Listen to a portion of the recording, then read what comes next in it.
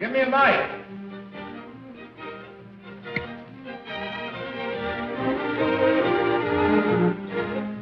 Thank you.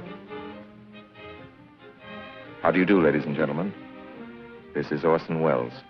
I'm speaking for the Mercury Theater, and what follows is supposed to advertise our first motion picture. Citizen Kane is the title, and we hope it can correctly be called a coming attraction. It's certainly coming to this theater, and I think our Mercury actors make it an attraction. I'd like you to meet them. Speaking of attractions, well, the chorus girls are certainly an attraction, but frankly, ladies and gentlemen, we're just showing you the chorus girls for purposes of ballyhoo.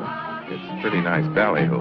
But here's some of our real Mercury people. This is the first time you've seen most of them on the screen. Hey, give Joe a little light. Thanks.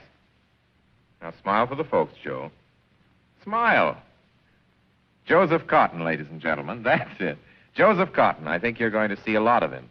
Here's Ruth Warwick, whom I know you love. Ruth. Look at the camera, Ruth. We caught Ruth with her hair up. And here's somebody you've all heard on the radio, so I don't have to tell you he's wonderful. Ray Collins. Dorothy Comingore is a name I'm going to repeat. Dorothy Comingore. I won't have to repeat it much longer. You'll be repeating it. And here's George Coulouris, who's a grand actor. I'll say that name again. George Coulouris. Watch it. Here comes Everett Sloane. Look out, Everett. Oops. Everett Sloane, ladies and gentlemen. He isn't necessarily a comedian. And here's one of the best actors in the world, Agnes Moorehead. I've said a lot of nice things, but Erskine Sanford deserves some more. Erskine Sanford. So does Paul. Paul Stewart, everybody. Citizen Kane is a modern American story about a man called Kane, Charles Foster Kane. I don't know how to tell you about him. There's so many things to say. I'll turn you over instead to the characters in the picture. As you'll see, they feel very strongly on the subject. Charles Foster Kane is... Sure, he started the war.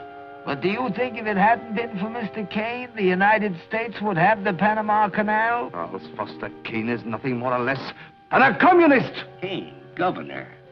Listen, when the voters of this state and Mrs. Kane learn what I found out about Mr. Kane and a certain little blondie named Susan Alexander, he couldn't be elected dog catcher. I'm going to skin Mr. Charles Foster Kane alive. I'm going to marry him next week at the White House. Emily, I hear you've been stepping out with Charlie Kane. Of course I love him. I gave him $60 million. Well, of course I love him. He's the richest man in America. But all the girls say about him at first. But you know, I can't help but admire him. He's crazy. He's wonderful. Ladies and gentlemen, I don't know what you'll think about Mr. Kane. I can't imagine. You see, I play the part myself. Well, Kane is a hero and a scoundrel, a no-account and a swell guy, a great lover, a great American citizen, and a dirty dog. It depends on who's talking about him. What's the real truth about Charles Foster Kane? I wish you'd come to this theater when Citizen Kane plays here and decide for yourself.